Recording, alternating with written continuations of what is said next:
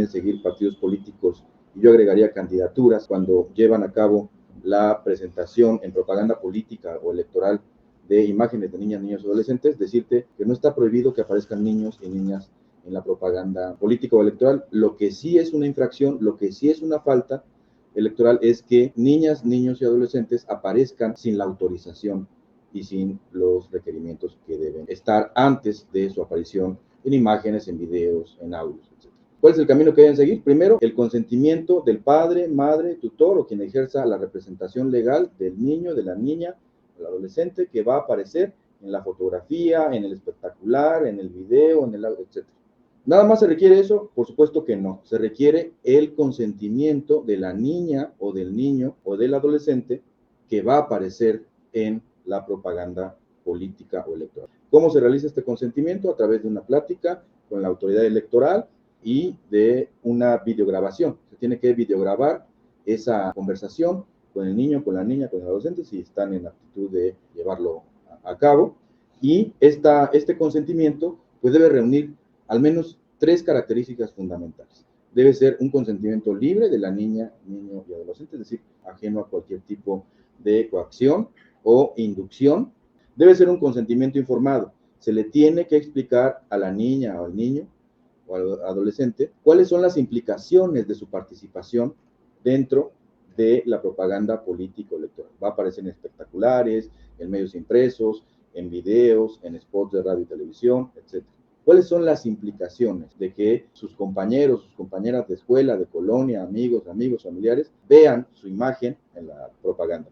Y este consentimiento debe ser espontáneo para poder tener validez. ¿Qué tienen los partidos políticos en la protección de datos de niñas, niños y adolescentes? Pues no deben tratar la información más allá de lo que exclusivamente ha sido autorizado. Si existe una autorización para la presentación de imagen de niñas, niños y adolescentes, exclusivamente para ese trato debe ser utilizado los datos. No debemos perder de vista que la imagen también es un dato personal y me parece que tiene que ver con la protección de otros derechos, el derecho a la imagen y el derecho a la protección de sus datos personales. Tiene que ver también con la protección de otros derechos, como el derecho a la privacidad. Si alguno de estos datos es trasladado, exhibido o no protegido, pues corre peligro la integridad, la seguridad, la salud, el libre desarrollo de la personalidad de la niña, el niño o adolescente. ¿Cuántos casos no hemos visto de redes sociales donde se exhiben datos de esta naturaleza de niños, niñas y adolescentes y se corre un riesgo en sus derechos?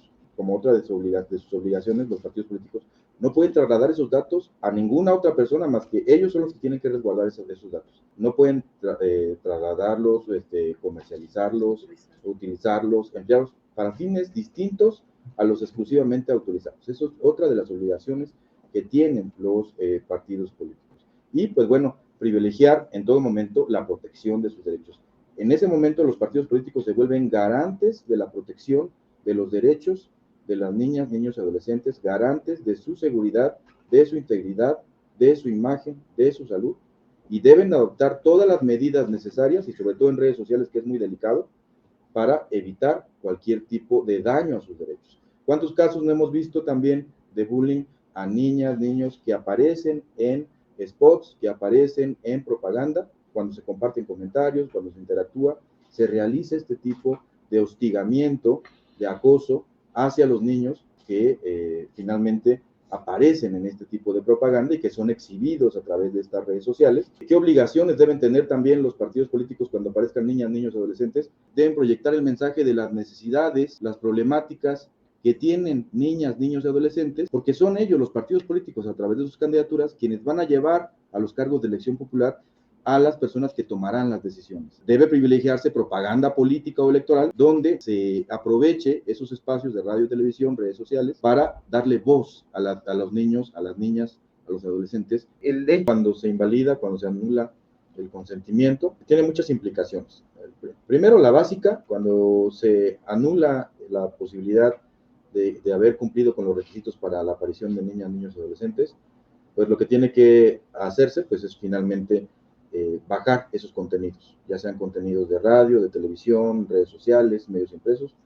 se tiene que cumplir con la orden de retirar esa publicidad, esa propaganda. Cuando se trata de spots de televisión, por ejemplo, pues la obligación es bajar ese spot donde ya se ha demostrado que no se cuenta con los consentimientos ni con el procedimiento para la difusión de la imagen de niñas, niños o adolescentes, y el partido político tiene la obligación de sustituir ese material, ese spot, esa publicidad de inmediato, notificándoselo al INE para que se lleve a cabo la sustitución inmediata de esos materiales, notificándolo, por supuesto, a las concesionarias de radio y televisión para que lleven a cabo la sustitución de ese material, de ese promocional, de ese spot, con el contenido que haya determinado el partido político, la candidatura correspondiente. De esta manera no se afectan las prerrogativas que tienen los partidos políticos. ¿Qué pasa en redes sociales? Pues la orden tiene que ser de retirar esos contenidos con la finalidad de que no sigan difundiendo en redes sociales. Se dictan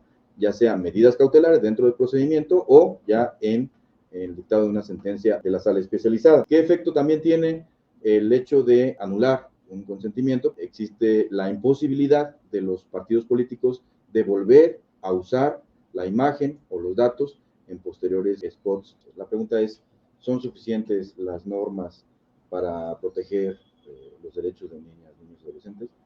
Me parece que ningún marco normativo va a ser suficiente mientras se busque burlar la ley. En nuestra Constitución, reconocida el deber de proteger los derechos, el interés superior de la infancia y de la adolescencia, sí, tenemos leyes que protegen estos derechos, tenemos reglas, lineamientos, protocolos, sí los tenemos, pero mientras tanto las instituciones no realicen las atribuciones para las que fueron diseñadas, pues no vamos a tener los resultados, ni se verán los resultados reflejados en esa protección.